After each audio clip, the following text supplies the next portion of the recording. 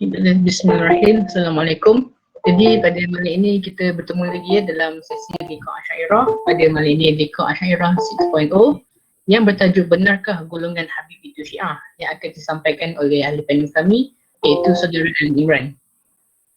Jadi sedikit latar belakang ringkas tentang ahli panel kami pada malam ini. Nama yang diberikan adalah Muhammad Ali Imran bin Abdul Aziz. Beliau belajar di Darul Mustafa Tarim Hadramaut dan dalam bidang syariah. Dan beliau telah diberikan tajuk Benarkah Golongan Habib itu Syiah. Dan tanpa melengahkan masa lagi, saya akan berikan majlis ini kepada beliau dan kita bersama-sama mendengarnya. Dan sekali lagi saya ingatkan kepada para penonton sekalian supaya tentu switch off mikrofon dan ke kamera supaya tidak mengganggu peserta yang lain. Dan jika ada sebarang persoalan tentang tajuk ini, boleh ditanya di penghujung sesi kita pada malam ini. Sekian, terima kasih dan tafadhol Ustaz.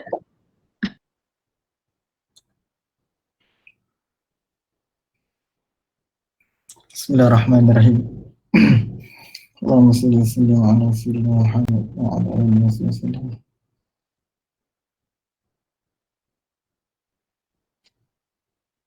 Bentar ya.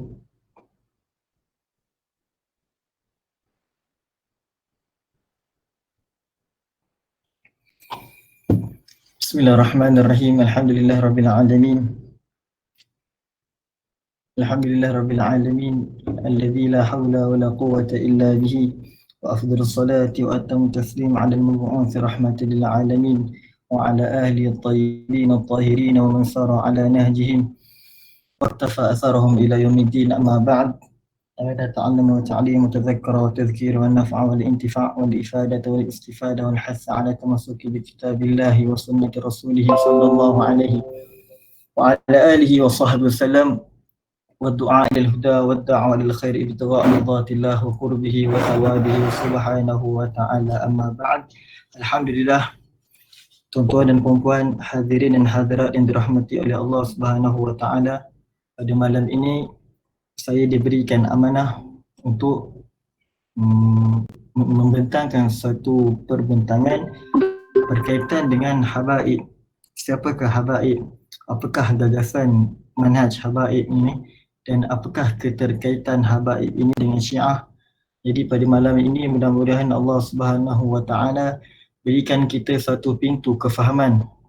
Allah bukakan kepada kita pintu kefahaman dengan memandang dengan pandangan yang jelas kepada para habaib, kepada ahli bait Rasulullah sallallahu alaihi wa ala alihi wasallam. Sebab mungkin sebelum-sebelum ini kita pernah terdengar ataupun terbaca ataupun terpengaruh dengan perkataan-perkataan orang mengenai habaib ini, sehingga kita tersalah memahami siapakah habaib ini yang sebenar. Mudah-mudahan pada malam ini fikiran dan hati kita tercerah dengan penerangan yang saya cuba usahakan terang dengan sebaik mungkin, insya-Allah Subhanahu wa taala. Adakah semua dah bersedia, insya-Allah?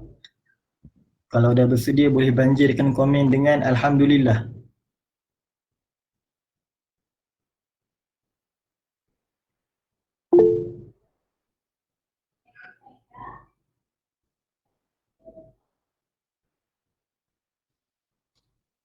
Okey, baik. Sebelum kita nak masuk, terima kasih semua atas respon, insya-Allah. Sebelum kita nak masuk di dalam perbahasan berkenaan dengan apa itu habaib, siapakah habaib, datang daripada mana habaib ini, apakah yang dibawa oleh habaib ini, first kali kita nak tahu dulu ahli bait Rasulullah ini pada kacamata ahli sunnah wal jamaah. Bagaimana ahli sunnah wal jamaah ini mengiktiraf ataupun mereka ini bagaimana mereka memandang kepada ahli sunnah, kepada ahli bait Rasulullah sallallahu alaihi wa ala alihi wasallam. Yang pertama sekali saya nak bawa tuan-tuan dan puan-puan menghayati kalam Allah Subhanahu wa taala yang saya petik daripada surah Al-Ahzab, yang mana Allah Subhanahu wa taala berfirman, a'udzubillahi minasyaitonir rajim, innama yuridullahu liyudhhiba 'ankum ar-rijsa ahlal baiti wa yutahhirakum tathira. Sadaqallahul azim. Sesungguhnya Allah Subhanahu wa taala perintahkan kamu dengan semuanya, iaitu dengan kamu semua, hanyalah kerana hendak menghapuskan perkara-perkara yang mencemarkan diri kamu, wahai Ahlul Bait, dan hendak membersihkan kamu sebersih-bersihnya. Di sini Allah Subhanahu wa taala memberikan declaration bahawa Ahli Bait Rasulullah ini ada istimewa daripada di antara umat yang lain. Allah mengangkat, meninggikan, mengagungkan Ahli Bait Rasulullah dengan Allah menyucikan mereka itu daripada rijis. Di sini saya tak memaknakan makna rijis di sini adalah Imam At-Tabari memaksudkan su'u wal fahsya, noda dan kekotoran yang ditimbulkan daripada perbuatan maksiat. Ini Allah Subhanahu wa taala menyucikan mereka. Dan Ibnu Atiyah di dalam tafsirnya mengatakan dosa dan noda, seksa dan azab di akhirat nanti Allah Subhanahu wa taala menyucikan mereka. Dan Imam Nawawi rahimahullahu taala menafsirkan rijis ini dengan syak, iaitu ragu-ragu. Allah Subhanahu wa taala mensucikan, membebaskan mereka daripada perkara-perkara yang telah kita sebutkan. Kemudian Ahli Bait, siapakah yang dimaksudkan Ahli Bait Rasulullah? Siapa yang Allah Subhanahu wa taala sucikan ini? Allah kata Ahli Bait ini adalah orang ataupun golongan yang Allah Subhanahu wa taala telah sucikan. Jadi di sini kalau kita melihat daripada sudut bahasa, ahl itu merujuk kepada hubungan erat ataupun kekerabatan ataupun kekeluargaan. Bait pula maksudnya adalah tempat kediaman ataupun tempat tinggal. Akan tapi bila kita lihat daripada sudut istilah, kalau kita melihat daripada sudut istilah, di sini ada perbahasan penafsiran para ulama yang mana kita membawakan penafsirannya terbahagi kepada tiga. Ahlul Bait ini Allah Subhanahu wa taala Allahumma salli alaihi, Ahli Bait ini para ulama mufassirin kita membahagikan Ahli Bait ini kepada tiga. Yang pertama adalah Ahli Kisah. Siapakah Ahli Kisah ini? Ahli Kisah ini banyak hadis yang menerangkan dengan pelbagai riwayat, dengan pelbagai versi menceritakan tentang Ahli Kisah, yang mana saya mengambil daripada hadis. Dan setiap pembahagian ini akan kita datangkan hujah-hujah yang menyokong kenyataan tersebut. Kharajan Nabi sallallahu alaihi wa ala alihi wasallam ghadatan wa alaihi mirtun murahhalun min sya'rin aswad faja'a al-Hasan bin Ali fa'adkhalahu thumma ja'a al-Husain fadakhala ma'ah thumma ja'at Fatimah fa'adkhalaha thumma ja'a Ali fa'adkhalahu thumma qala innama yuridullah liyudhhiba ankum rijsa ahlil baiti wa tahhirakum tathira.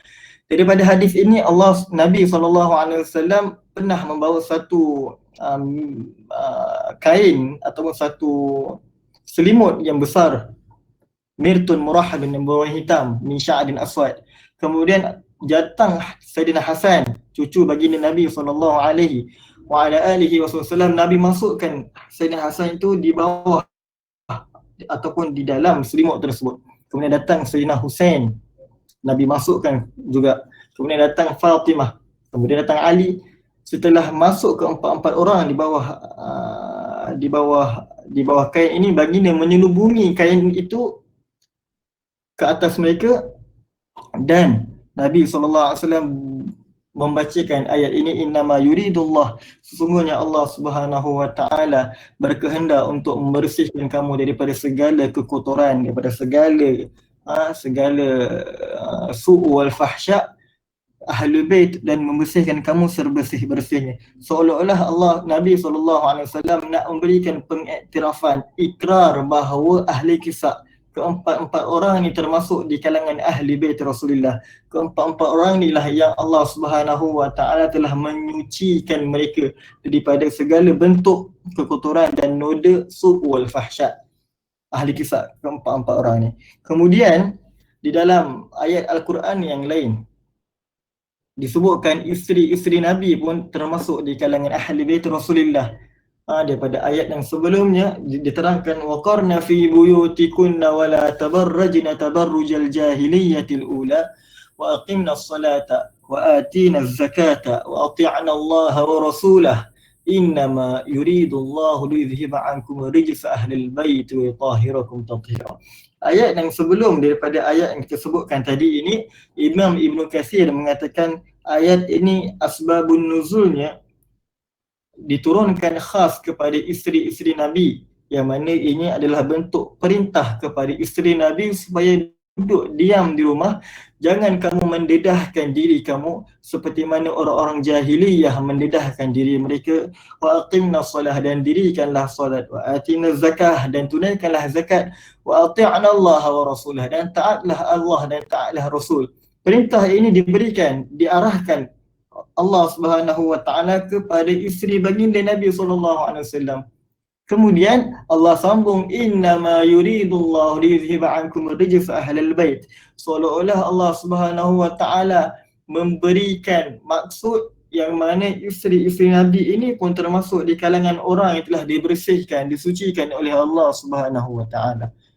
Nak mengatakan bahawa Allah mengangkat darjah, manzilah, kedudukan isteri baginda Nabi sallallahu alaihi wa ala alihi wa sahbihi wa baraka wasallam. Kemudian termasuk juga daripada kalangan ahli bait Rasulullah adalah Bani Hashim dan Bani Muttalib. Siapakah Bani Hashim dan Bani Muttalib? Ini adalah susur galurnya bersambung atau susur galurnya sampai kepada baginda Nabi sallallahu alaihi wa ala alihi wa sahbihi wasallam, yang mana jumhur para ulama mengatakan Bani Muttalib dan Bani Hashim ini dihalang untuk mereka mendapatkan harta zakat. Zakat Bani Hashim dan Bani Muttalib tidak dibenarkan untuk mengambil. Akan tetapi Allah Subhanahu wa taala mengeluarkan bahagian ataupun mengeluarkan perintah untuk mereka ini dibolehkan mengambil daripada bahagian harta rampasan perang, ghanimah ataupun fai'. Apa kaitannya? Kita baca di dalam hadis yang mana diriwayatkan oleh Jubair bin Mut'im. Jubair bin Mut'im, Allahumma salli ala sayyidina Muhammad, meriwayatkan bahawa masyaitu ana wa Uthman. Jubair pernah berjalan dengan Sayyidina Uthman radhiyallahu anhu menuju kepada baginda Nabi SAW. Kemudian dia kata, ya Rasulullah, a'taita Bani Muttalib wa taraktana, kau berikan harta ghanimah, harta rampasan perang ini kepada Bani Muttalib dan kamu biarkan kami, kamu tidak beri kepada kami. Yang mana Jubair ini adalah Bani Naufal, tapi tidak diberikan oleh baginda Nabi bahagian daripada ghanimah tersebut. Wa nahnu wa hum minka bimanzilatin wahidatin, sedangkan kami dan mereka Bani Muttalib itu adalah kedudukan yang sama. Lalu Nabi menafikan tersebut dengan mengatakan innama Bani Muttalib wa Bani Hashim syai'un wahid. Bani Muttalib dan Bani Hashim ini kedudukan yang sama. Maknanya tidak sama dengan kedudukan kamu Bani Naufal. Mereka boleh mendapat daripada bahagian ghanimah ataupun fai', harta rampasan perang, untuk diberikan kepada Bani Hashim dan Bani Muttalib. Bani selain daripada keluarga Muttalib dan keluarga Hashim ini tidak dapat diberikan kepada mereka harta rampasan perang. Jadi Allah Subhanahu wa taala sebut di dalam ayat yang lain, Allah kata, wa'alamu annama ghanimtum min syai'in fa anna lillahi khumsahu wa lirrasul wa lidhil qurba wal yatama wal masakin wa bin sabil in kuntum amantum billahi wa ma anzalna ala ibni ummul furqan wa muntaqal jama'at. Ketahuilah bahawa apa sahaja yang kamu dapati daripada harta rampasan perang, maka sesungguhnya 1/5 itu dibahagikan kepada jalan Allah, kepada Rasulullah dan lidhil qurba. Allah memerintahkan 1/5 daripada harta rampasan perang tersebut diberikan kepada Bani Hashim dan Bani Muttalib sahaja. Bani yang lain tidak dapat bahagian daripada ghanimah, sebab itu mereka mendapat daripada bahagian zakat. Sebab zakat ni tidak layak untuk Bani Hashim dan Bani Muttalib, sebab zakat ni sifat dia membersihkan harta tersebut daripada kekotoran. Jadi sifat zakat itu tidak layak diberikan kepada Bani Hashim dan Bani Muttalib kerana kedudukan mereka. Dan Allah Subhanahu wa taala berkata bahawa harta ghanimah ini diberikan di jalan Allah bagi kepada Rasulullah dan bagi kepada dzil qurba. Dzil qurba ini ditafsirkan para ulama bahawa mereka itu adalah Bani Hashim dan Bani Muttalib. Kemudian tahulah kita bahawa secara kesimpulannya daripada dalil yang kita bawakan, hadis yang kita bawakan, bahawa ahli bait Rasulullah itu adalah 3, iaitu ahli kisah, Ummahatul Mukminin, isteri baginda Nabi, dan Bani Hashim dan Bani Muttalib, dan barang siapa yang mempunyai bukti bahawa susur galur keturunannya sampai kepada baginda Nabi SAW, maka mereka pun berhak dianggap sebagai ahli bait Rasulullah, walaupun nama mereka itu tidak ada nama Sayyid, walaupun nama mereka tidak ada nama Syarifah. Akan tetapi kalau jelas dan ada bukti dan fakta yang kukuh bahawa mereka itu ada darah daging mereka itu ada kaitan dengan baginda Nabi, maka mereka pun termasuk di kalangan ahli bait Rasulullah sallallahu alaihi wa ala alihi wa sahbihi wa baraka wasallam.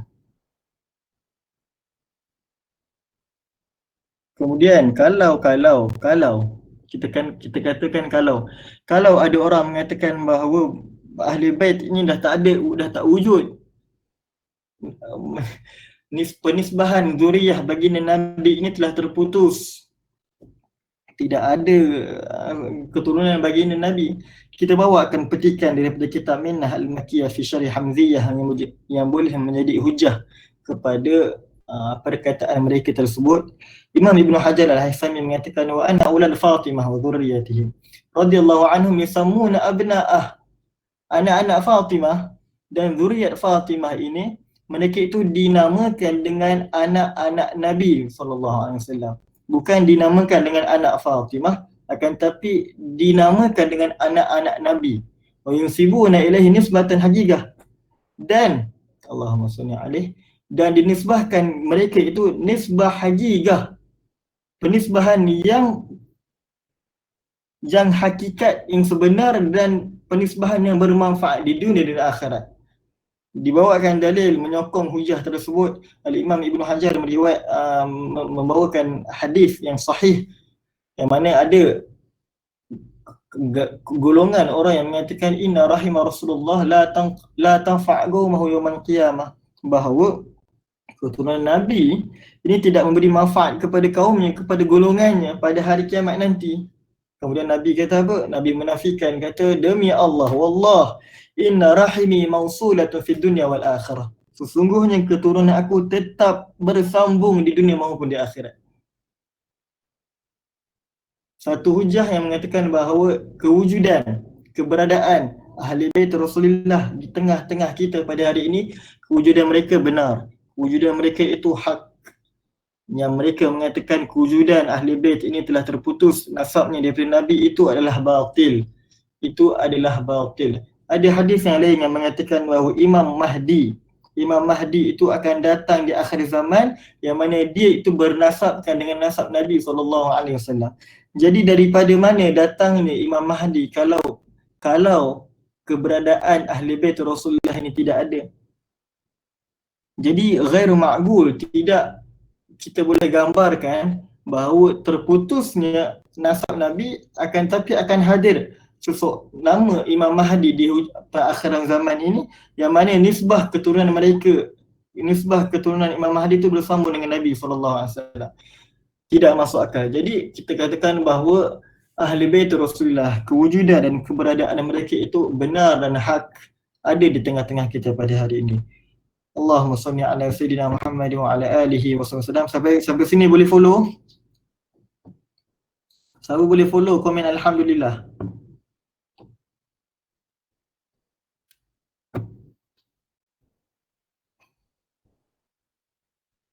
Okay, kita sambung kepada poin yang kedua. Setelah kita faham, kita tahu, kita dalami bahawa kewujudan, keberadaan ahli bait Rasulullah itu ada sampai sekarang.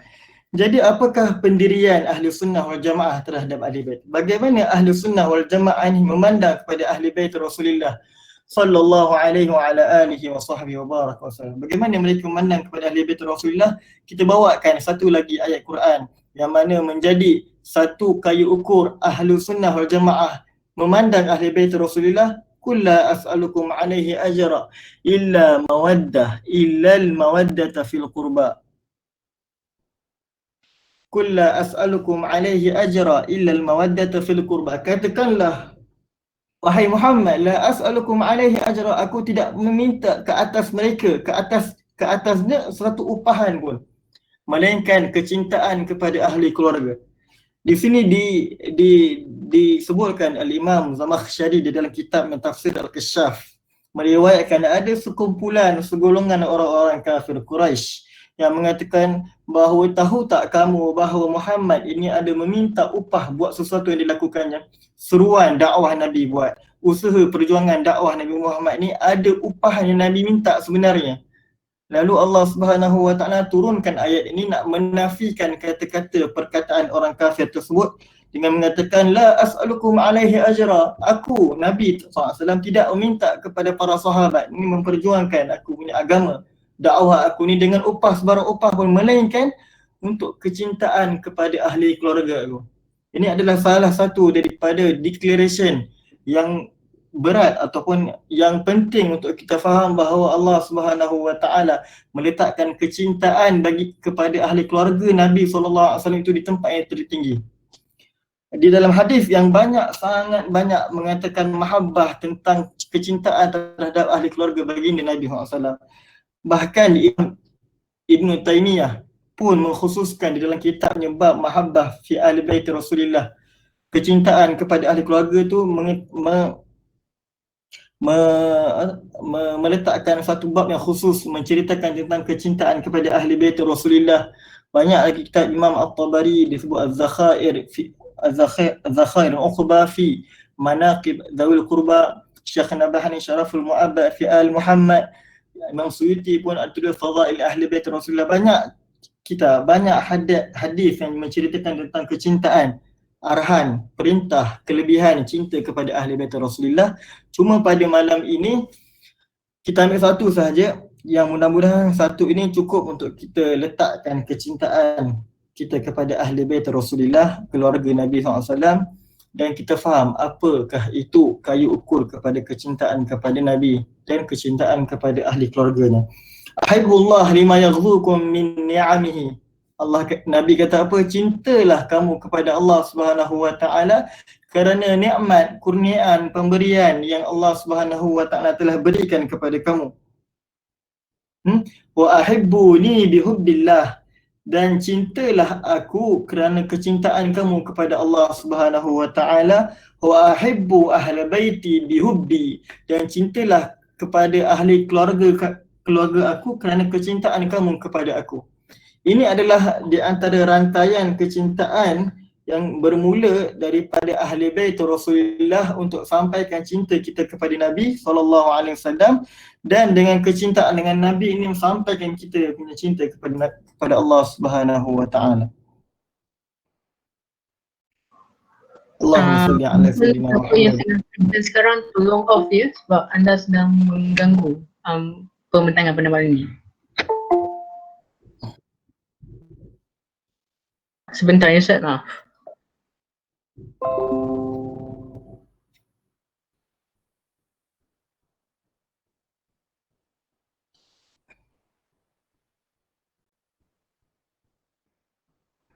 Okay, Ustaz boleh sambung balik Ustaz.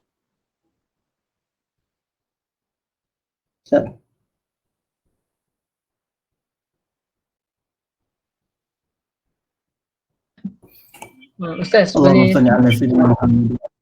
Ya.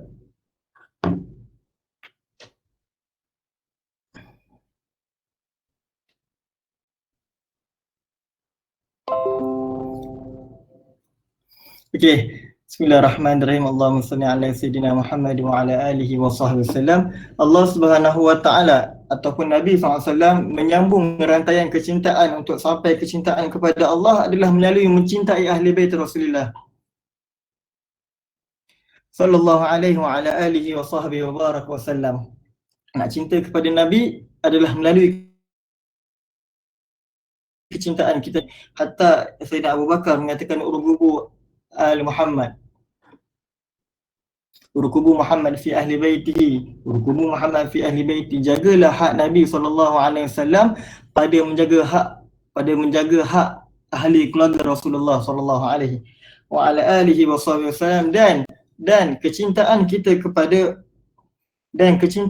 kepada baginda Nabi sallallahu alaihi wa ala alihi wasallam ini bukanlah dengan kecintaan yang sembrono.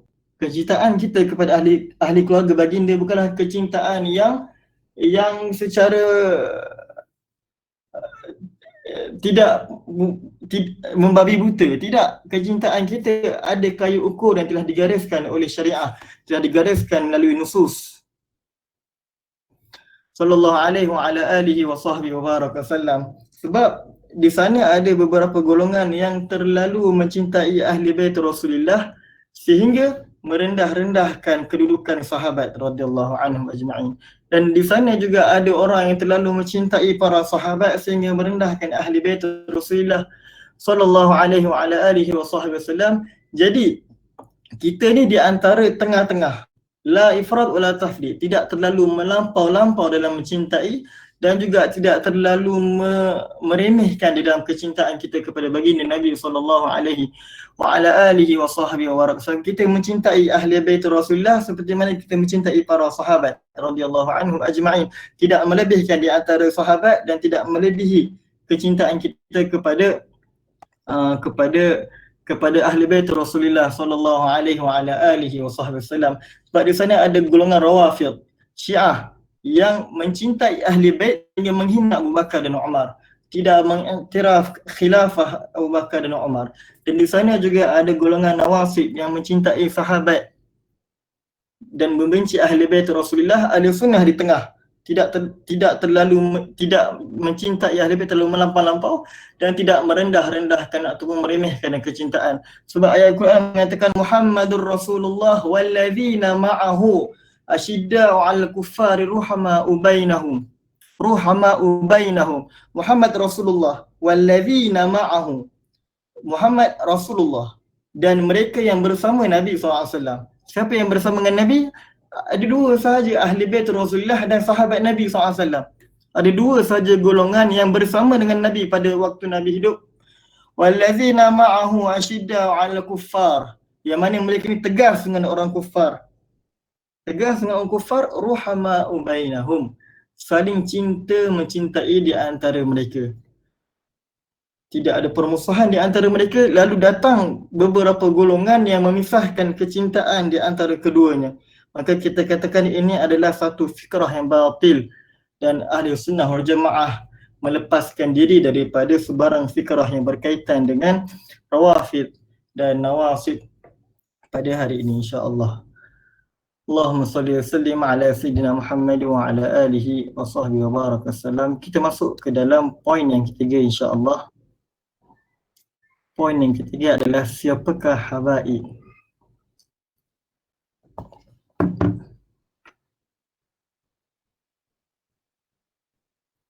Allahumma salli ala sayyidina Muhammad. Siapakah habaib? Setelah kita tahu bahawa habaib ahli bait ini wujud, dan setelah mana kita tahu ahli sunnah mencintai ahli bait Rasulullah, jadi siapakah pula habaib ini? Apakah kaitan habaib dengan ahli bait Rasulullah? Adakah mereka itu termasuk daripada keluarga baginda Nabi? Kita boleh follow pelan-pelan. Bismillahirrahmanirrahim. Makna habaib ini adalah jamak kepada habib. Habib ini adalah orang yang dikasihi. Ia adalah sifah musyabbahah, yufid ma'na fa'il wa ma'na maf'ul. Taratan yufid ma'na fa'il, taratan yufid ma'na maf'ul. Kadang-kadang boleh jadi orang yang dikasihi dan kadang-kadang boleh jadi orang yang mengasihi. Boleh jadi fa'il dan boleh jadi maf'ul. Maknanya dia dicintai dan juga mencintai. Dia bukan sekadar dicintai saja, tidak. Dia juga mencintai orang yang mencintainya. Orang yang mencintai digelar muhibbin, mencintai, dan orang yang dicintai dipanggil habib, mahbub. Yang mana habib ini adalah gelaran yang khusus bagi orang yang berketurunan Nabi sallallahu alaihi wa ala alihi wa sahbihi wasallam melalui Fatimah Zahra radhiyallahu anha dan Sayyidina Ali bin Abi Talib radhiyallahu anhu. Jalur ini terus bersambung, terjaga dan terpelihara sehingga ke hari ini. Macam mana kita telah cakapkan sebelum ini. Dan perbezaan, di sana juga ada perbezaan di antara istilah Sayyid, Syarif, Habaib, Habib. Yang mana ini adalah cuma daripada sudut bahasa sahaja, akan tapi semuanya Sayyid, Syarif, Habib ini semuanya bermaksudkan dengan maksud yang satu, iaitu Ahli Bait Rasulullah. Cuma yang dibezakan mungkin sebahagian para ulama mengatakan Sayyid ini khusus kepada mereka yang bernasabkan dengan Sayyidina Husain, Syarif mereka yang bernasab dengan Sayyidina Hasan, dan Habib ini bagi golongan yang mempunyai ilmu, yang menjadi i'tiqad, yang menjadi tauladan, tokoh masyarakat, mempunyai satu autoriti untuk menyampaikan ilmu dan tauladan kepada masyarakat, itu digelar dengan nama Habib. Dan juga ada yang mengatakan Sayyid ini diberikan gelaran kepada Ahli Bait yang berada di Hadramaut, Syarif bagi mereka yang berada di negara Hijaz, negara Masar, di negara Syam. Wa ala kulli hal, ini adalah cuma perbezaan daripada sudut bahasa ataupun sudut uruf, kan, tapi pada hakikat sebenarnya mereka adalah maksud yang sama. Allahumma salli ala Sayyidina Muhammad. Dan juga ada daripada kalangan Ahli Bait yang berada di dalam yang berada di Hijaz, yang berada di Morocco sana, luas.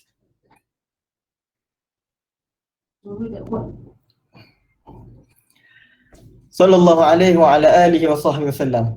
Boleh? Okey, kemudian Bani Alawi. Perbezaan istilah di antara Bani Alawi, Alawiyin, Ba'alawi. Kadang-kadang kita baca ataupun terdengar, kadang-kadang disebut Bani Alawi, kadang-kadang disebut Alawiyin, kadang-kadang disebut Ba'alawi. Ini pun sama juga, tidak ada perbezaan yang sebenarnya, cuma penggunaannya berbeza, yang mana Bani Alawi ataupun Alawiyin ataupun Ba'alawi ini, Allahumma salli ala Sayyidina Muhammad, ada tiga. Yang mana ada tiga pendapat yang mana mengatakan Alawi ini mereka yang bernasabkan dengan nasab Sayyidina Ali. Sebab di sana ada Ibn Abbas, yang mana bernasabkan dengan Ibn Abbas dinamakan dengan Abbasiyah. Mereka yang bernasab dengan Umar, dengan Umariyah. Dan Alawiyah ini mereka yang bernasab dengan nasabnya Sayyidina Ali radhiyallahu anhu. Dan juga ada yang mengatakan bahawa mereka yang digelar dengan Bani Alawi ataupun Alawiyin ataupun Ba'alawi adalah mereka yang mendukung Sayyidina Ali. Mereka yang bersama di dalam blok Sayyidina Ali ketika perang Siffin dan perang Jamal. Sama ada mereka tu melampau ataupun tidak melampau dalam menyokong Sayyidina Ali, mereka digelar Sayyidina Ali, iaitu Ansar Sayyidina Ali.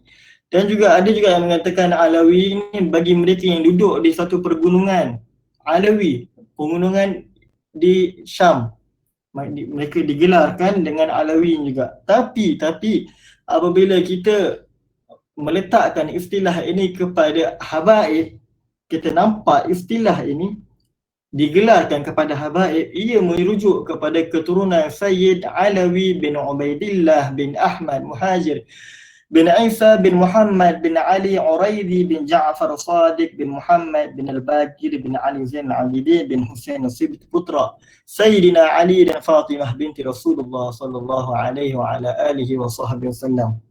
Jadi kenapa dinisbahkan Alawiyin ini kepada Sayyid Alawi? Kerana Alwi ini adalah orang yang pertama lahir di Hadramaut setelah penghijrahan datuk dan ayahnya daripada Basrah ke Madinah, kemudian tiba di Hadramaut. Alawi ini adalah orang yang pertama yang lahir di bumi Hadramaut setelah penghijrahan datuknya daripada Madinah. Oleh kerana itu keturunan setelahnya yang bernasabkan dengan Alawi digelarkan Alawiyin di belakangnya, ataupun Bani Alawi ataupun Ba'alawi. Tidak ada masalah di situ. Cumanya daripada sudut gelaran ini, dia ada marhalah ataupun fasa penukaran gelaran. Sebab pada awal permulaan tiada pengkhususan nak dipanggil Habib ke Sayyid ke apa ke, tidak ada gelaran. Biasanya dipanggil Sayyidina Hasan, Sayyidina Husain. Kemudian masuk ke dalam fasa yang seterusnya digelar dengan nama Imam. Digelar dengan nama Imam, iaitu diantaranya Imam Ali Zainal Abidin, Imam Ja'far Sadiq. Kemudian setelah berlalu era imam, digelarkan dengan syekh, di antara Syekh Umar Mukhdar, Syekh Abdul Rahman Sagaf, Syekh Abdullah Idrus, Syekh Abu Bakar bin Salim. Itu di antara tokoh-tokoh yang popular ataupun terkenal pada zamannya. Kemudian barulah setelah itu dipanggil Ahli Bait Rasulullah ini dengan gelaran Habib. Digelar dengan gelaran Habib. Sebab apa digelar dengan gelaran Habib? Sebab orang yang pertama digelarkan dengan gelaran Habib ini adalah namanya Umar bin Abdul Rahman Al-Attas. Umar bin Abdul Rahman Al-Attas. Yang mana beliau ini adalah orang yang paling dicintai di kampungnya pada hari itu, sehingga orang manggilnya Habib, Habib, Habib, Habib. Dan setelah daripada itu, keturunan dan zuriyah setelahnya semuanya dipanggil Habib. Sebab datuk mereka itu dicintai di kampungnya, dan juga nak membantu orang-orang yang selain daripada Ahli Bait ini untuk mencintai mereka. Sebab kalau kita sering memanggil Habib, iaitu kecintaanku, kekasihku, maka dia membantu hati kita untuk mencintai mereka sejajar dengan perintah Allah Subhanahu Wa Taala untuk mencintai Ahli Bait Rasulullah.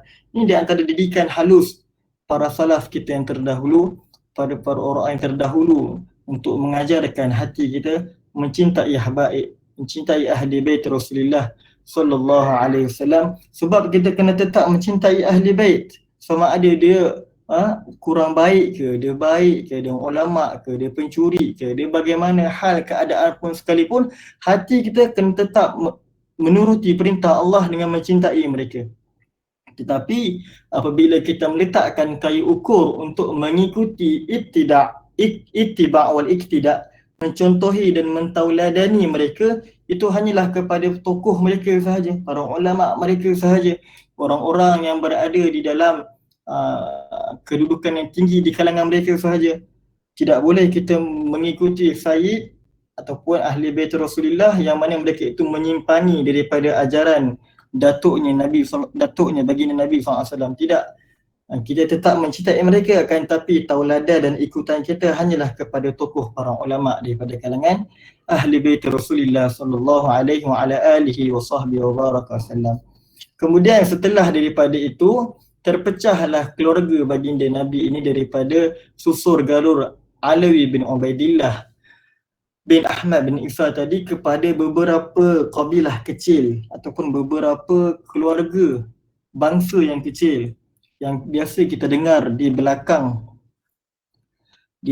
nama-nama mereka itu ada gelaran Al-Haddad, Al-Jufri, apa lagi? Al-Habshi, Al-Haddad, Al-Saggaf, Al-Muhsummad, Al-Adrus bin Hafiz dan sebagainya. Itu hanyalah gelaran. Itu hanyalah gelaran menisbahkan nama mereka itu kepada nama moyang mereka. Nama moyang mereka. Dan daripada gelaran-gelaran ini pun ada dia punya cerita kenapa digelarkan. Kenapa digelarkan pun ada juga. Dan 7 yang saya sebutkan, yang saya datangkan, yang saya sertakan di dalam slide ini hanyalah sebahagian kecil sahaja. Tapi hakikat sebenarnya keturunan Nabi, nama-nama keluarga daripada pecahan Ahli Bait Rasulullah ini terlalu banyak. Ini hanyalah daripada susur galur Alawi bin Ubaidillah yang ada di Hadramaut. Belum lagi kita cerita keturunan Nabi yang daripada Sayyidina Hasan. Belum lagi menceritakan mereka yang telah berhijrah di Maghribi, di Hijaz, di Syam, di Mesir, di Nusantara sini.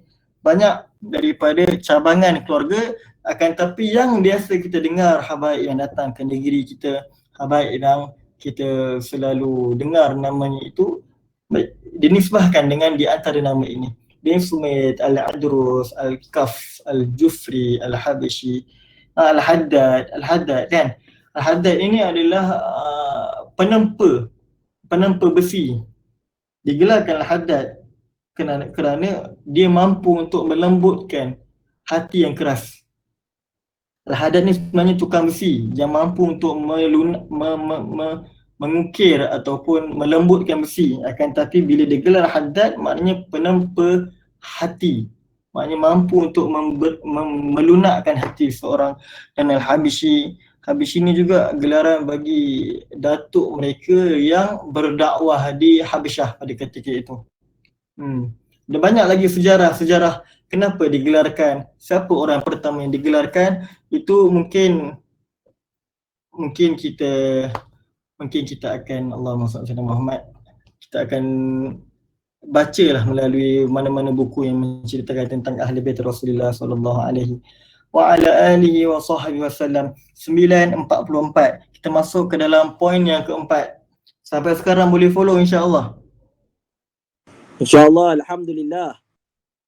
Salat Nabi sikit boleh?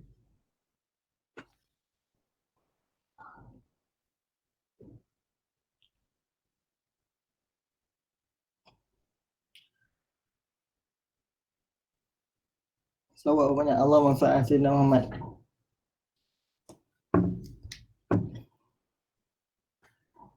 Gelap, macam gelap. Kenapa muka gelap?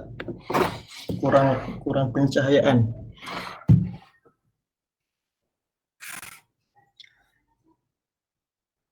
Boleh sambung Allahumma salli ala Sayyidina Muhammad wa ala alihi wa sahbihi wasallam. Kita masuk di dalam pengasasan Madrasah Hadramaut. Saya tidak datangkan hujah ataupun fakta-fakta menafikan habaib ini daripada kalangan Ahli Bait Rasul, daripada kalangan Syiah. Kita tidak mendatangkan apa-apa fakta, dalil, hujah yang mengatakan tidak ada keterkaitan habaib ini dengan Syiah. Akan tetapi kita nak memberitahu secara overview pengasasan Madrasah Hadramaut, sejarah terbangunnya Madrasah Habaib ini, supaya dengan pengenalan kita terhadap Madrasah Hadramaut ini dengan gagasan yang dibawa oleh Imam Muhajir Ahmad bin Isa ini, tercerah kita punya fikiran bahawa pada hakikat sebenarnya tidak ada langsung keterkaitan habaib ini dengan Syiah.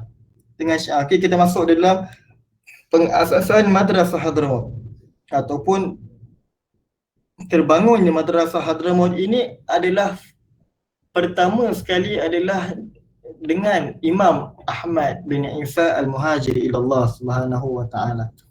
Ini adalah tokoh terpenting di dalam pembangunan ataupun pembinaan Madrasah Hadramaut, yang mana beliau adalah cucu ataupun cicit yang ke 1, 2, 3, 4, 5, 6, 7, 8 daripada Nabi sallallahu alaihi wa ala alihi wa sahbihi wa barak wasallam. Boleh insya-Allah kita datangkan sedikit daripada sebahagian biodata beliau yang kalian boleh baca insya-Allah.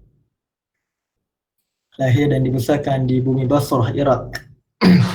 Tarikh lahir saya rujuk dalam kitab Syarh Ainiyah, dalam kitab Manhajus Sawi. Itu berbeza tarikh lahirnya. Jadi saya nakalkan sahaja, ada khilaf di dalam tarikh lahir sebenarnya. Wafatnya adalah 345 dan sanad keagungan, dan beliau juga pernah berutus surat berhubung dengan Al-Imam Ibn Jarir At-Tabari. Jadi siapakah Imam Muhajir ini? Beliau adalah tokoh utama di dalam pembinaan ataupun pembangunan atau pengasasan Madrasah Hadramaut, kerana beliaulah yang Allahumma salli ala Sayyidina berhijrah. Digelar beliau adalah muhajir Allah, orang yang berhijrah ke jalan Allah Subhanahu wa taala. Beliau berhijrah daripada bumi Basrah ke bumi Hadramaut. Sebab apa beliau berhijrah?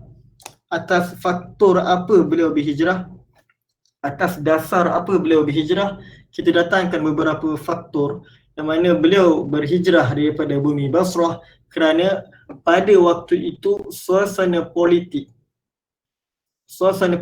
pada waktu itu tidak begitu tenteram, sehingga berlaku rusuhan, demonstrasi, pencurian, penculikan, rompakan.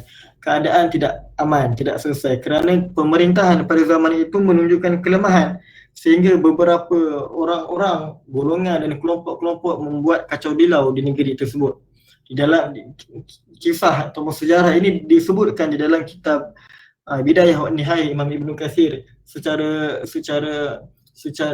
jelas menceritakan daripada A sampai Z pada tahun 317 ini pelbagai kejadian yang berlaku, di antaranya juga fitnah dan kacau bilau yang dilakukan oleh Syiah Qaramitah dan Batiniyah, sehingga mereka menyerang kota Makkah menghancurkan sebahagian daripada Kaabah dan mencuri Hajarul Aswad, membunuh sebahagian jemaah haji, sehingga dikatakan ribuan jemaah haji dibunuh oleh orang Syiah, sehingga mereka apabila dapat menghancurkan sebahagian daripada Kaabah menyeru nama Allah. Tidak ada ababil, burung ababil yang menghancurkan tentera Abraha ketika mana tentera Abraha nak menghancurkan Kaabah. Kata bila Qaramitah datang menghancurkan Kaabah, tidak ada sebarang halangan. Burung ababil tidak turun. Seolah-olah mereka merasakan, mereka menganggap bahawa Allah menyokong perbuatan mereka tersebut. Ini di antara sebab kenapa Imam Muhajir pada hari itu berhijrah untuk menyelamatkan ahli keluarganya, untuk menjadi sebab ataupun untuk membangunkan sebab keberadaan ahli bait Rasulullah itu sampai kepada kita hari ini.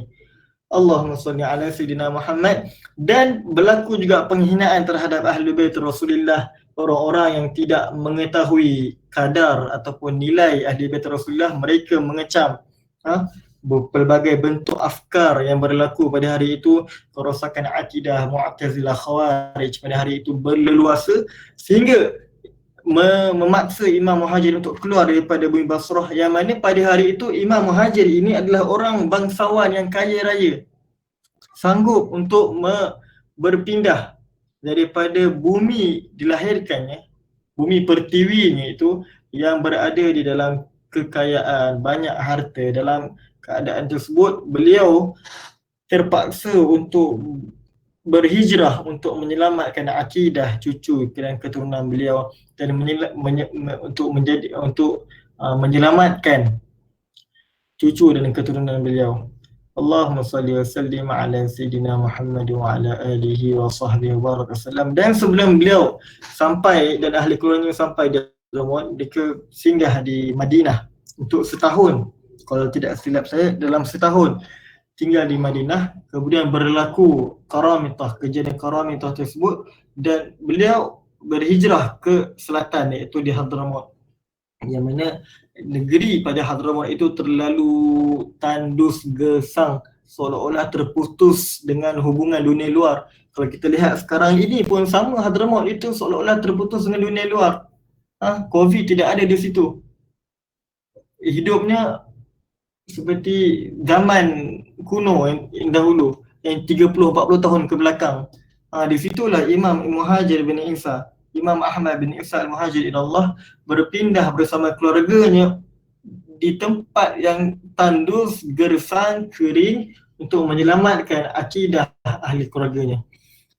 Serta dapat menunaikan kewajipan agama, membina satu momentum yang baru, kegiatan dan menghidupkan suasana agama di situ. Allahumma salli ala sayyidina Muhammad, yang terbebas daripada segala pemberontakan, huru-hara dan peristiwa-peristiwa yang lain. Yang penting hati tenang dan tidak menyusahkan. Kemudian Allahumma salli ala sayyidina Muhammad wa ala alihi wa sahbihi wasallam. Beliau tiba di Jubail Wadi Daw'an untuk beberapa seketika, kemudian berpindah ke Hijrain, kemudian berpindah ke Husaisah, dan di Husaisah inilah beliau dimakamkan. Dan berhampiran dengan Husaisah ini terbinanya satu universiti yang dibangunkan oleh Al-Habib Abu Bakar Al-Adni Al-Masyhur. Baik, insya-Allah. Kemudian Imam Ahmad Al-Muhajir ini, pada waktu tibanya beliau sampai ke Hadramawt ini, Hadramawt sebenarnya dikuasai ataupun dimonopoli dengan tiga pemikiran, tiga ideologi, tiga i'tiqad pada hari itu di bumi Hadramawt, yang ada Ibadiyah. Ibadiyah ini adalah pecahan daripada golongan Khawarij. Kemudian ada juga di sana Ziyadiyah. Dan Ziyadiyah itu sampai sekarang masih ada dan hidup aman damai, tidak ada sebarang pemberontakan, sebarang huru-hara yang dilakukan oleh orang-orang daripada golongan Ziyadiyah. Dan ada juga yang dinamakan Ya'firah.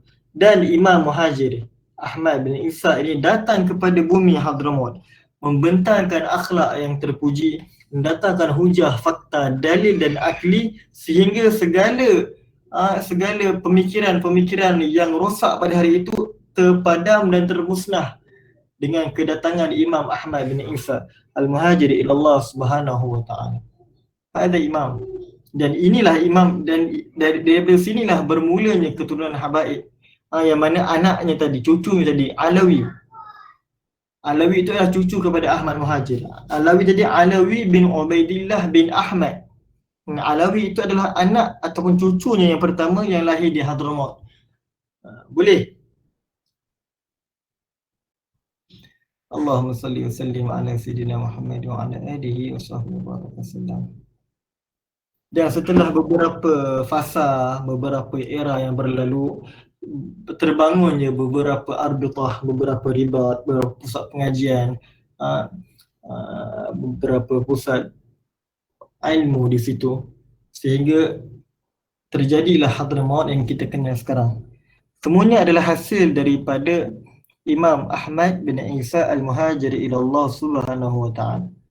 Semuanya adalah jasa dan sumbangan Imam Ahmad bin Muhajir.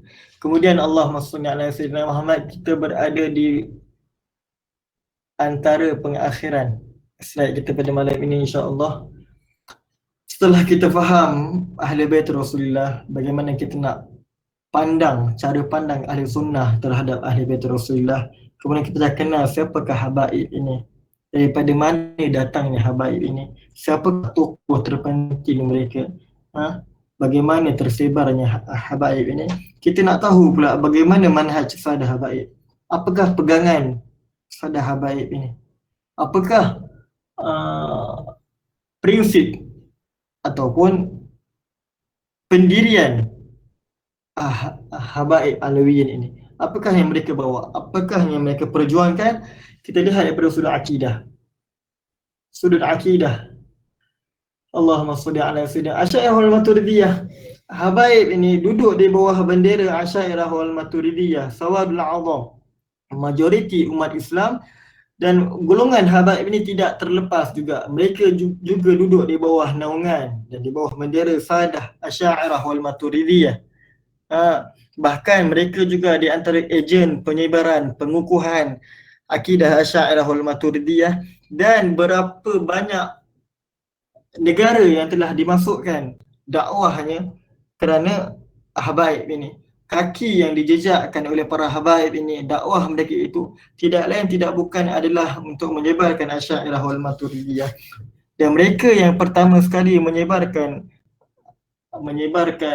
agama ini kepada bumi kita, di Nusantara khususnya, dengan Wali Songo dan sebagainya, itu semua mereka yang menyebarkan, berpegang dengan Asy'ariyah wal Maturidiyah. Kita boleh lihat di dalam nas yang telah dinukilkan oleh Al-Imam Abdullah bin Alawi bin Muhammad Haddad di dalam syairnya. Ini syair yang panjang, kita ambil 3 rangkap terakhir tersebut menjadi hujah untuk kita pada malam ini. Wa kun asy'ariyan fi i'tiqadi fa innahu huwa manhalus safi. Jadilah kamu Asy'ariyah pada i'tiqad kamu, sesungguhnya ianya adalah sumber yang suci daripada zairi wal kufri, daripada segala kesesatan dan daripada segala kekufuran. Imam Abdullah bin Ali bin Muhammad Haddad ini adalah seorang mujaddid di dalam manhaj Habaib, seorang tokoh utama di dalam pembaharuan yang dilakukan oleh manhaj Habaib. Siapa yang tak kenal Imam Abdullah bin Ali bin Muhammad Haddad, pengarang kepada kitab Aqidatul Islam, Akidah Sifat 20, dan mengarang beberapa 10 kitab. Jadi antara kitab tasawuf, Diwan Al-Haddad dan sebagainya. Beliau menukilkan di sini, jadilah kamu Asy'ariyah pada i'tiqad kamu, kerana sesungguhnya akidah ini adalah akidah yang bersumber daripada sumber yang suci, anil zaigi wal kufri, dan daripada kekufuran dan kekafiran, kekufuran dan kesesatan. Waqad harrara al-kutub al-imam malazuna aqidatahu fahiya shifa'u min ad-dar, dan telah membebaskan Imam Kutub al-Imam malazuna aqidatahu, dia telah menukilkan ataupun menyusun Imam akidahnya bahawa ini adalah akidah penyembuh kepada segala kemudaratan. Wa'ni bihi man laysa yun'atu ghairuhu. Dan aku maksudkan imam di sini adalah seseorang yang tidak ada gelaran yang sama dengannya, iaitu Hujjatul Islam, iaitu Imam Ghazali rahimahullahu ta'ala. Fayalaka min fakhr. Maka barang siapa yang beriktikad dengan iktikad yang telah disusun oleh Imam Abdul Hasan Al-Asy'ari, yang telah diharrarkan, yang telah disusun juga oleh Imam yang telah diteruskan oleh Imam Ghazali, maka baginya keberuntungan. Ini di antara nas ataupun matan kitab daripada salah satu tokoh terbesar daripada manhaj Habaib, yang mana mereka memperjuangkan akidah Asy'ariyah. Banyak lagi sebenarnya makhtutat ataupun manuskrip Habaib yang belum dicetakkan, yang di dalamnya menceritakan jasa dan sumbangan Habaib ini terhadap penyebaran dan pengukuhan akidah Asy'ariyah wal Maturidiyah. Disebutkan juga di sini, wa alayka bi tahsin mu'taqidika wa islahi wa taqwimi ala minhaj firqan najiyah. Dan Imam Abdullah bin Alawi bin Muhammad Al-Haddad juga memerintahkan kepada kita, mengajak kita untuk mempercantikkan akidah kita, memperbaiki akidah kita, membangunkan dan mengukuhkan akidah kita dengan akidah firqah najiyah, firqatin najiyah, dengan akidah golongan-golongan yang berjaya. Wahya ma'rufah baina sa'iril firaqil islamiyah, yang mana golongan ini adalah golongan yang terkenal daripada sa'iril firaqil islamiyah, yang terkenal ataupun yang telah diketahui umum di antara pemikiran ataupun di antara golongan-golongan ataupun di antara firaq islamiyah dalam ahli sunnah wal jamaah. Mereka itu adalah orang-orang yang mutamassikuna bima kana alaihi Rasulullah. Mereka itu adalah orang-orang yang berpegang teguh, memegang erat dengan apa yang telah dibawa oleh baginda Nabi dan para sahabat. Dan kalau kita memahami dan memandang dengan fahaman yang jelas dan dengan hati yang sejahtera, dengan memandang kepada ataupun memerhati dan mengkaji kepada nusus kitab, nas-nas kitab dan nas dalam hadis Nabi SAW, yang mana di dalamnya menceritakan tentang ilmu-ilmu yang berkaitan dengan iman. Wa tala'ta sayyar salaf, dan kalau juga kita mengkaji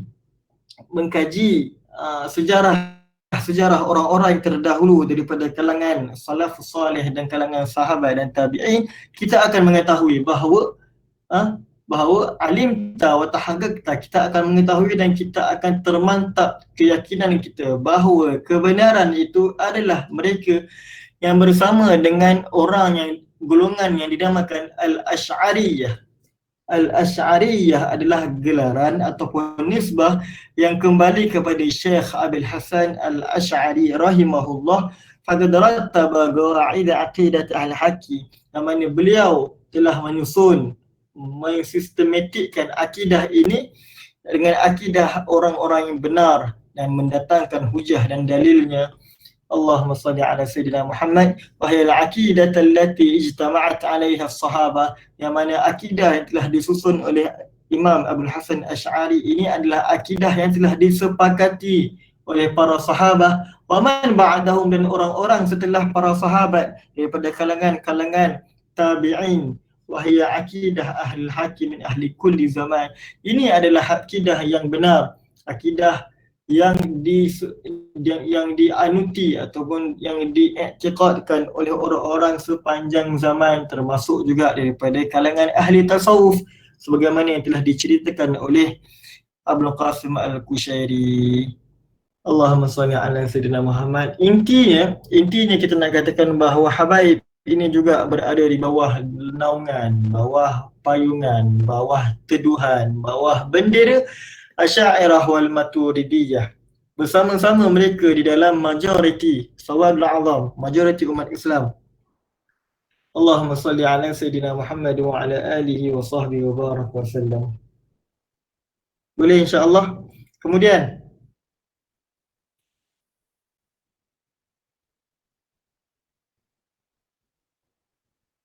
setelah kita faham akidah, apakah akidah telah diperjuangkan oleh oleh al-imam, oleh habaib ni, kita masuk pula di dalam pegangan fikah.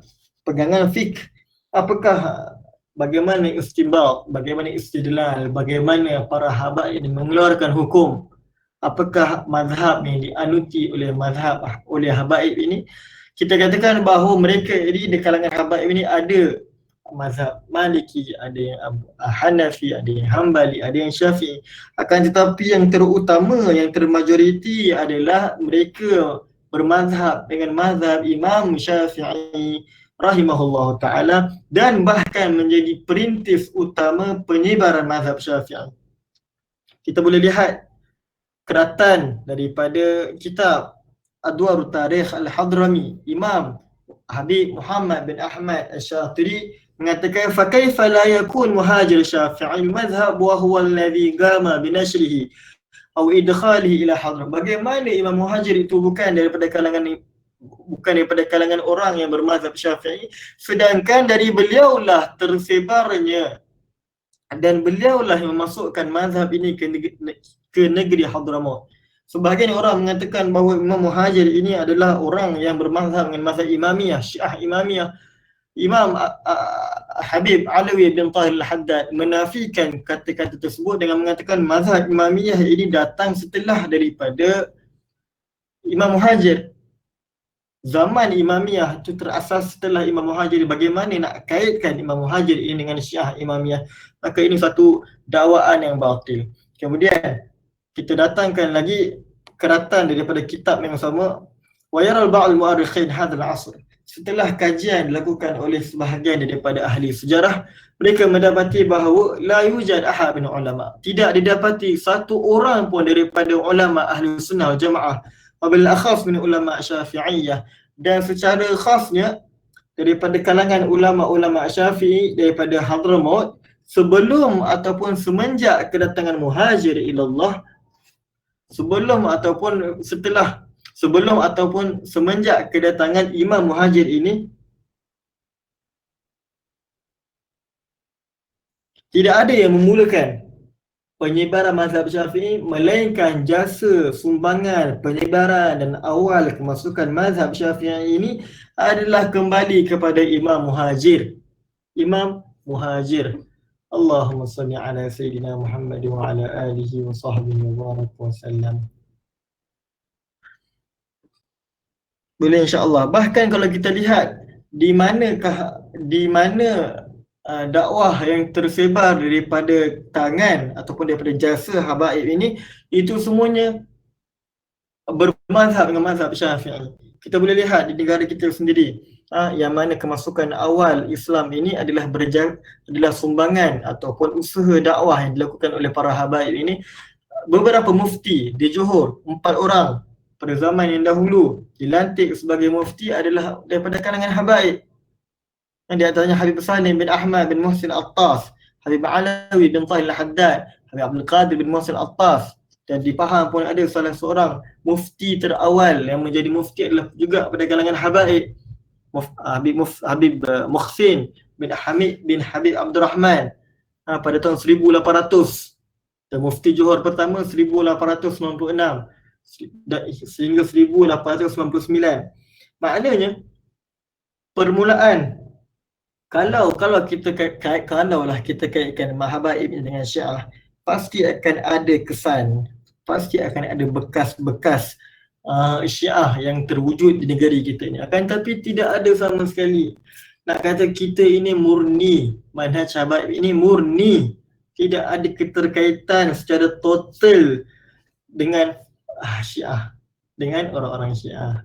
Allahumma salli ala Sayyidina Muhammad wa ala alihi wa sahbihi wa baraka sallam. Dan kalau kita melihat di ribat yang ada di Hadramaut, di madrasah yang ada di Hadramaut, di universiti yang berada di Hadramaut, mereka itu semuanya mengaji kitab-kitab Imam Syafi'i, kitab-kitab mazhab Syafi'i, daripada ibtida sehingga ke intihad, daripada mubtadi, mutawassit ila muntahi, daripada permulaan sehingga peringkat tertinggi semuanya kitab Syafi'i. Bahkan mazhab Syafi'i inilah pembelajarannya itu secara turas, mengaji secara sistematik dan terbimbing daripada awal. Di mana? Di Hadramaut. di Hadramaut, belajar daripada kitab Zakhirah Musyarrafah, masuk Risalah Jamiah, masuk Safinatul Najah, masuk kitab Muqaddimah Hadramiyah, masuk Fadlul Gharib, masuk Umdatus Salik, masuk kitab Yaqutun Nafis, masuk Minhajut Talibin. Ini semua kitab-kitab Syafi'i, kitab-kitab Imam Syafi'i, kitab-kitab mazhab Syafi'i yang mereka mempelajarinya. Kemudian mereka pulang ke Malaysia khususnya, mereka mengajar kitab-kitab Imam Syafi'i. Tidak ada pernah lagi kita mendengar orang-orang yang balik daripada Hadramaut mengajar kitab Syiah. Tidak pernah dengar lagi. Kalau ada, bagi tahu. Boleh kita detect kat mana dia belajar sebenarnya. Jadi tidak ada satu pun dakwaan yang benar-benar yang nak mengkaitkan habaib dengan Syiah pada hakikat sebenarnya. Allahumma salli wa sallim ala sayyidina Muhammad wa ala alihi wa sahbihi wa baraka sallam. Kemudian setelah kita faham fiqh yang dibawa oleh habaib ini, Allahumma salli ala sayyidina. Sampai pukul apa ni? 10.30 kan?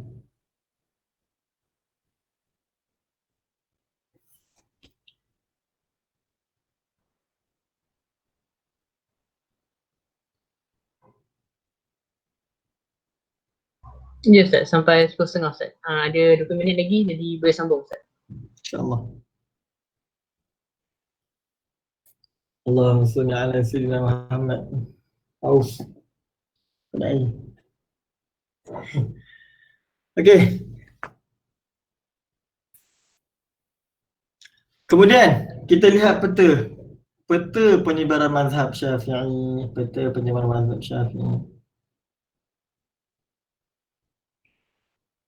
Tak apa tu, sikit-sikit. Kemudian lepas pegangan fiqh, kita masuk di dalam bidang tasawuf.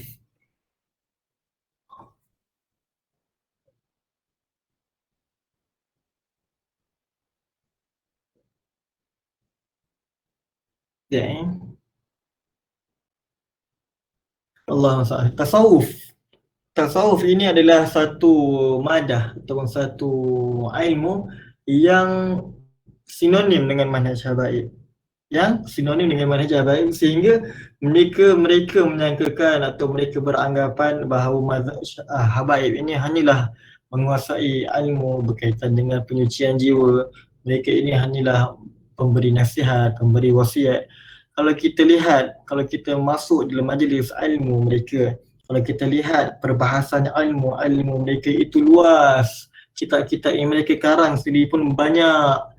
Cuma mereka terkehadapan ataupun mereka terkenal dalam bidang tasawuf ini kerana ini antara ilmu yang terpenting di akhir zaman yang ramai pada manusia ini leka dengan ilmu ini, yang semuanya memerlukan dan berhajat kepada ilmu tasawuf penyucian jiwa, yang mana pada hari ini ramai yang orang hilang daripada makna tasawuf dalam hati.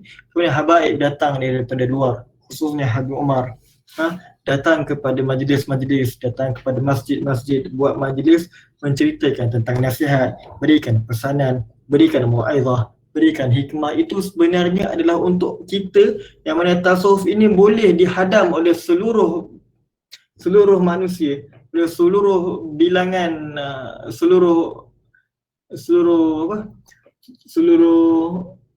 secara umum, semua boleh. Tidak ada secara khusus. Kalau disebutkan tentang perbahasan ilmu, mungkin orang-orang awam tidak boleh adapt. Akan tapi habaib ini datang khitab, tujuan kalam itu diberikan kepada semua, untuk semua mengambil daripada pesanan, bahagian daripada hikmah, bahagian daripada nasihat, untuk semua boleh mendapat faedah ataupun fahaman tersebut. Okey, kemudian Allahumma salli ala sayyidina Muhammad. Sanad turuq sufiyah, semuanya berkaitan dengan sanad. Daripada tadi kita cerita sanad nasab, sanad ilmu ini nak memberitahu bahawa sanad di dalam agama kita ini sangatlah penting. Yang mana sanad turuq sufiyah, tariqah sufiyah ini adalah diambil daripada Syekh Abu Bandian Ibn al-Husain al-Ansari al-Andalusi.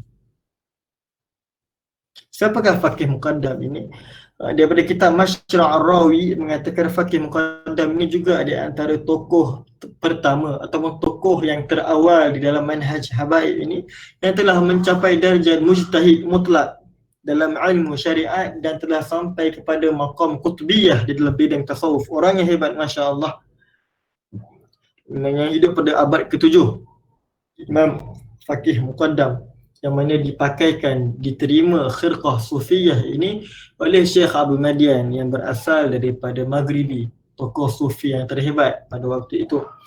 Allahumma salli ala sayyidina Muhammad wa ala alihi wasallam. Walau bagaimanapun, Faqih Muqaddam ini, Imam Faqih Muqaddam ini tidak mengambil secara langsung, akan tapi mengambil daripada Syekh Abdurrahman bin Muhammad Al-Maq'ad, anak murid kepada Syekh Abu Madian Al-Husain Al-Ansari.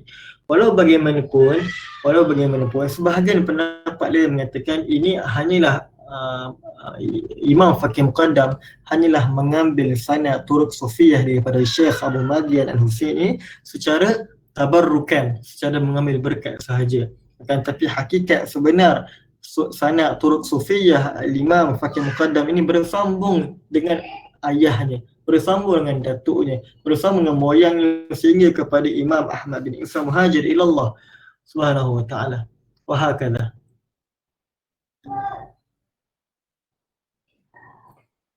Tak apa dah tu. Boleh, insyaAllah kita masuk di dalam, setelah kita tahu bahawa sanad turuk sufiyah ni, kita mengetahui pula prinsip ataupun 5 sifat, 5 perkara pertama yang terbangunnya tariqah ini dalam diri seseorang itu, sekiranya dia ada 5 perkara ini.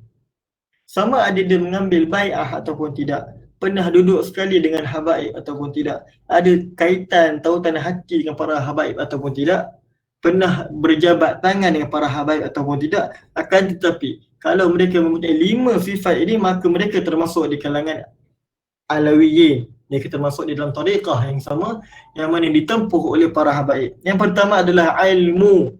Perkara pertama sekali adalah ilmu. Yang kedua adalah amal.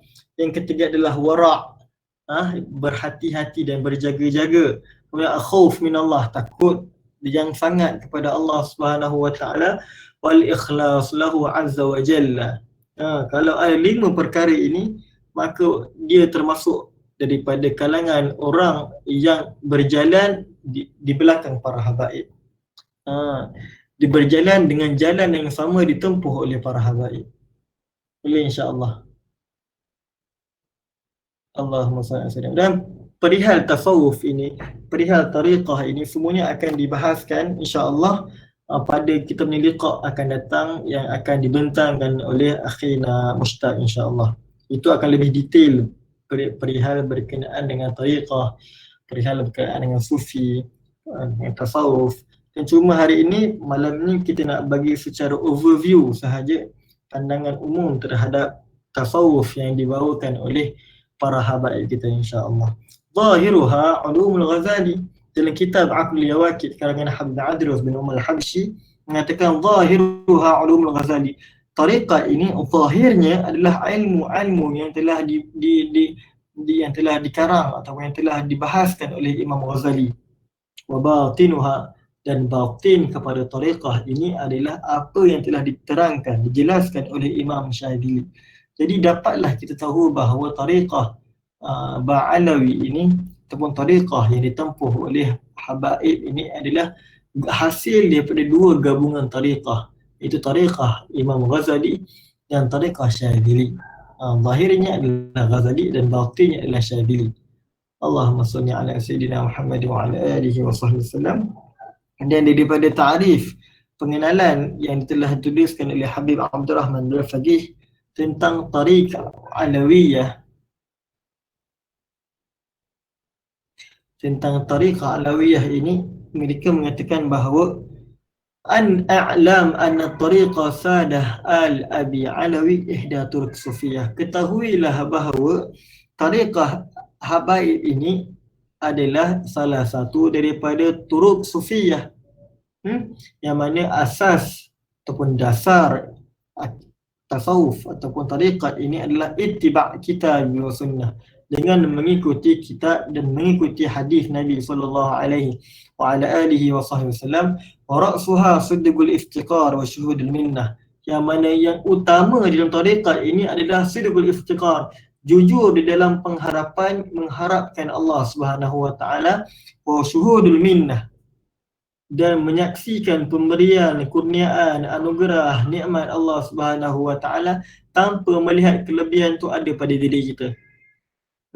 Fahiya ittiba'ul mansus ala wajhil makhsus, yang mana ianya adalah mengikuti nas-nas Al-Quran dan hadis-hadis Nabi ala wajhil makhsus, dengan cara-cara yang tertentu, bukan secara sembrono, bukan secara mengikut zahir hadis, zahir ayat, akan tapi mengikut cara-cara yang telah digariskan oleh para ulama, yang telah disepakati oleh para ulama.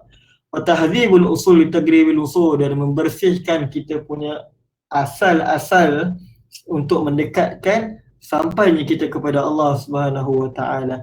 Fadhahiruha ilmun wa amalun, dan zahir daripada tarekat ini adalah ilmu dan amal, dan batinnya adalah kejujuran di dalam tawajuh kepada Allah Subhanahu wa taala. Maka ianya adalah hasil himpunan daripada segala akhlak-akhlak yang baik, yang mana ini adalah penghalang kepada segala sifat-sifat yang merendahkan, sifat-sifat yang buruk. Ghayatuha ghurub ilallah, yang mana penghujung matlamat utamanya adalah sampai kedekatan kepada Allah Subhanahu wa taala. Fadhahiruhum ma syarahahu al-Imam Ghazali, yang mana zahirnya apa yang telah disyarahkan oleh Imam Ghazali daripada ilmu, daripada amal dengan jalan yang jelas. Wa batinuhum, dan batin kepada tarekat ini adalah apa yang telah dijelaskan oleh Imam Syadzili. Imam Syadzili min tahqiqil haqiqati wa tajrid tauhid, wa batinuhum ma awdahahu Syadzili. Allahumma salli wa sallim ala Sayyidina Muhammad. 10.21 lagi 10 minit. Kita khatamkan, kita habiskan kita punya pertemuan liqa pada malam ini dengan beberapa hadis daripada Nabi sallallahu alaihi wa ala alihi wa sahbihi wa baraka wasallam. Allahumma salli ala Sayyidina Muhammad, yang mana daripada Zaid bin Al-Arqam bersabda bahawa Nabi SAW mengatakan apa? Ini tarikum fikum ma in tamassaktum bihi lan tadillu ba'di. Aku meninggalkan kepada kamu dua pusaka. Di sini ada tertinggal, minta maaf ya. Dua perkara ataupun dua pusaka yang berat, iaitu kitab Allah Subhanahu wa taala dan ahli keluargaku. Jika kalian berpegang teguh dengannya, maka keduanya tidak akan pernah tersesat selama-lamanya. Ini adalah wasiat baginda Nabi SAW supaya kita ini berada di dalam naungan, teduhan, payungan, bendera habaib insya-Allah Subhanahu wa taala. Dan di dalam hadis yang lain juga saya nukilkan di sini daripada Abu Dzar radhiyallahu anhu, mengatakan masalu ahli baiti masalu safinati Nuh. Perumpamaan ahli bait aku, keluarga aku, adalah seperti perumpamaan bahtera Nabi Nuh AS. Man rakibahan najah, barang siapa yang menaiki bahtera ini, maka mereka akan selamat. Man takhallafa anha gharik, maka barang siapa yang meninggalkannya, maka ia tenggelam, maka ia akan tenggelam. Allahumma salli alaihi wasallam. Walaupun beberapa para ulama mengkritik status hadis ini, kan, tetapi hadis ini sanadnya ataupun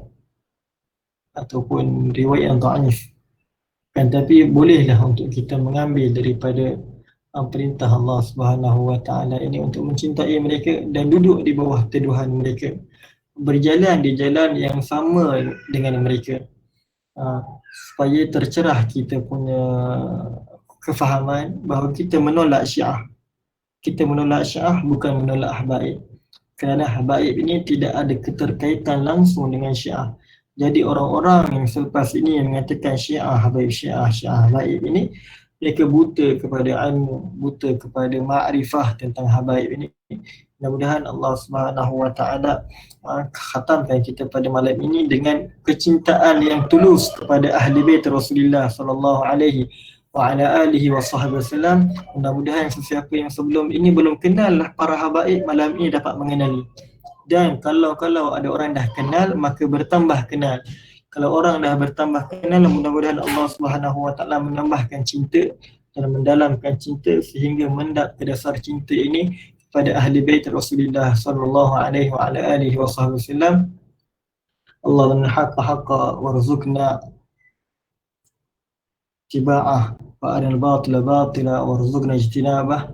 Mudah-mudahan Allah Subhanahu Wa Taala jaga kita dan berikan kefahaman kepada kita, tanamkan dalam hati kita kefahaman kepada manhaj habaib ini, tidak mengingkari ajaran yang diajarkan oleh para habaib ini. Mudah-mudahan Allah Subhanahu Wa Taala berikan kita penjagaan, pemeliharaan daripada segala afkar, daripada segala pemikiran ideologi, beberapa fikiran yang cuba untuk menghujung kita, dan mudah-mudahan kita tetap teguh di bawah naungan teduhan, bayangan dan bendera habaib insya-Allah Subhanahu Wa Taala. Cukup untuk malam ini, insya-Allah kita serahkan kepada pengurus majlis. Allah, Alhamdulillah. Syukur Ustaz atas pembentangan pada malam ini. Sungguh padat dan juga penuh dengan ilmu ya. Malam ni daripada awal sampai akhir dipenuhi dengan cara pembentangan yang ringkas dan juga cara pembentangan yang dikira sebagai set point. Kerana pada saya semuanya bertepatan dari mempunyai nas-nasnya, mempunyai sumber-sumbernya. Jadi jika kita masih ada berbaki dalam 5 minit, jadi kami akan buka jika ada sebarang soalan, dan jika soalan anda terlalu panjang ataupun mungkin mengambil masa yang lama, kami akan memilih soalan yang boleh dijawab dengan tempoh masa yang diberikan. Jadi saudara-saudara bolehlah keluarkan soalan yang ada untuk bertanya kepada ahli panel kami pada malam ini.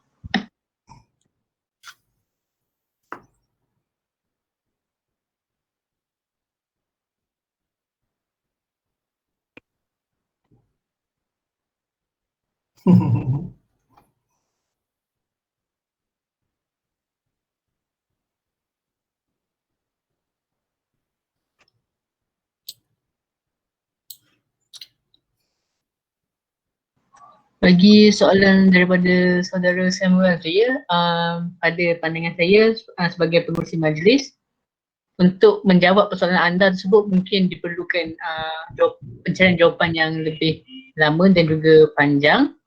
Jadi insyaAllah kami akan memberikan soalan itu kepada ahli panel untuk menjawabnya dan akan kami kongsikan kepada platform media sosial di Kawasan Syairah. Okay, berkenaan dengan soalan Samuel, Haq ingin mengatakan apa ritual-ritual yang dilakukan oleh habaib ini kan, yang tersebar video-videonya seperti apa, Yaqobah, Sumadat, sembelihan bagi orang mati, ibadah haji di kubur, mandi di sungai, minta bantu orang mati. Ini semuanya kita ada hujah dan kita ada fakta yang nak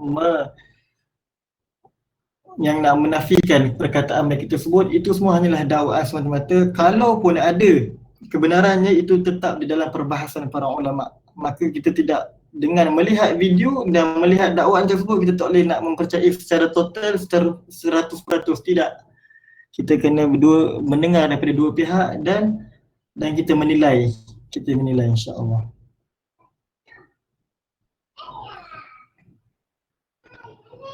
Okey, baiklah, syukur Ustaz atas jawapan itu juga. Ini ada soalan daripada Miming ya.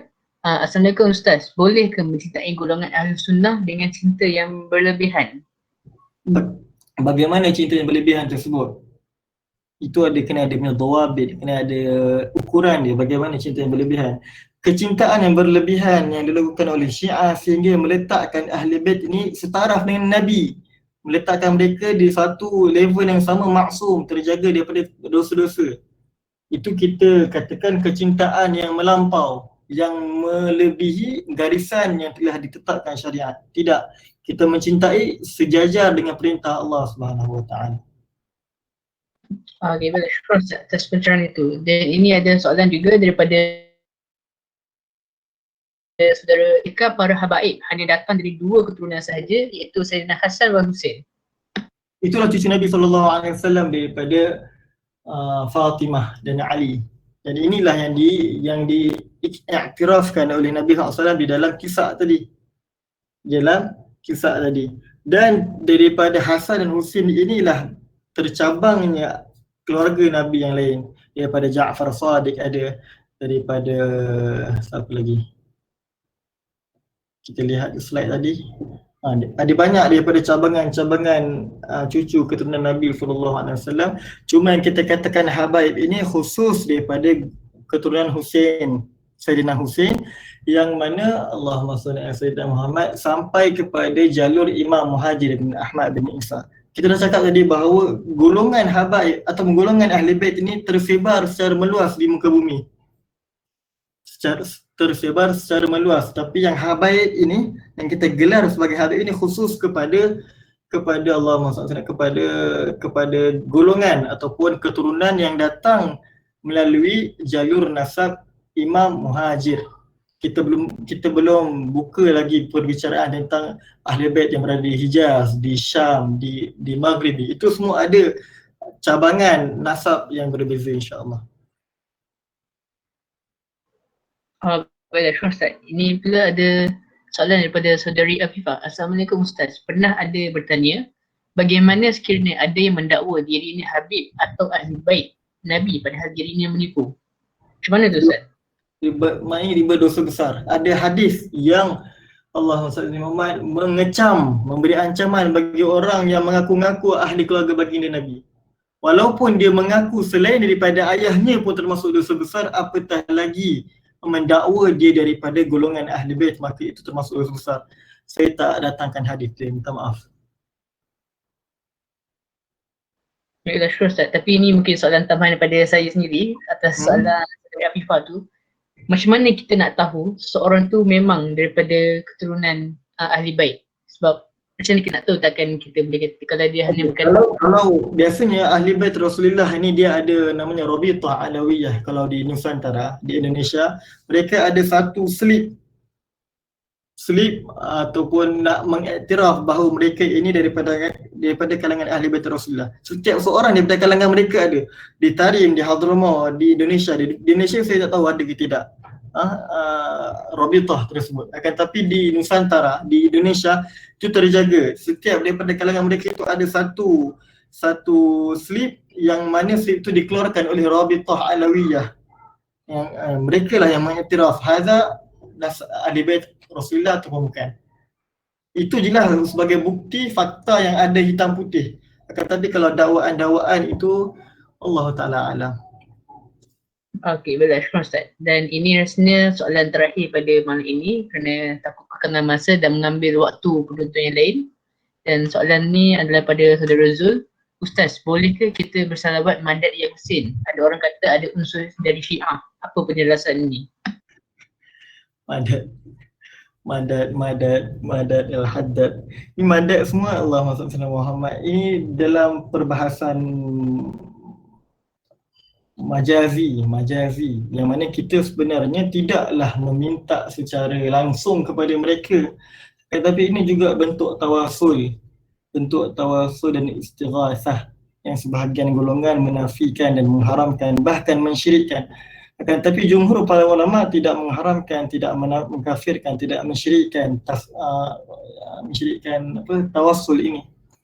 Dan madad ini termasuk serpihan atau termasuk cabangan daripada bentuk tawassul. Allah Ta'ala alam.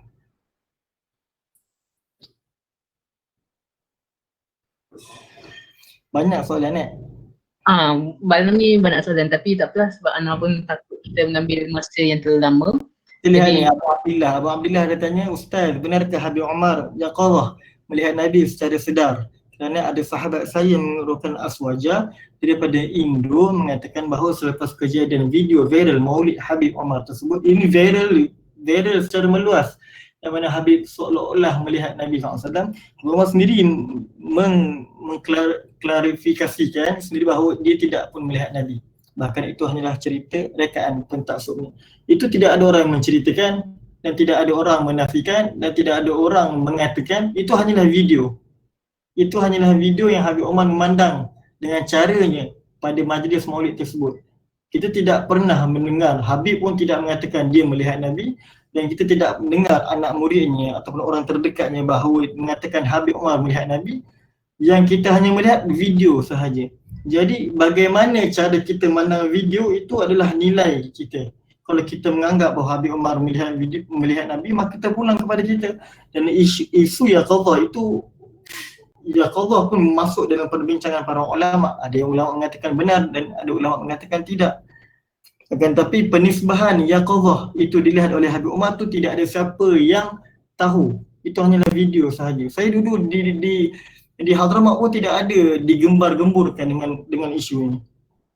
Habib Omar melihat itu, Habib Omar melihat ini, Habib Omar itu buat ini. Tidak ada. Tidak ada. Okey, baik, syukran Ustaz.